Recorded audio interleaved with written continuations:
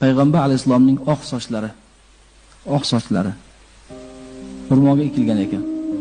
Qora fonni ustiga qo'yib, eshiklarni yopib, derazani yopib, og'zimizni yopib, havo kirmasin deb hamma ehtiyotni qilib, mo'y muborakni qo'yib salovat aytsam, mo'y qimirlayapti. Hech bunaqasini oldin ko'rmadik. Mo'y muborak salovat aytganda borib kelyapti.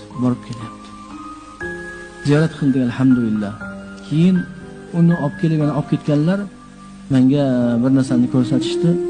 O'sha muborak sochni kompyuterga solib, necha ming marotaba kattalashtirib ko'rganlarida sochni mo'yning ichida la ilaha illalloh Muhammad rasululloh yozilib turibdi. Sochda, bitta sochda kattalashtirib ko'rilgan la ilaha illalloh Muhammad rasululloh yozilib turibdi.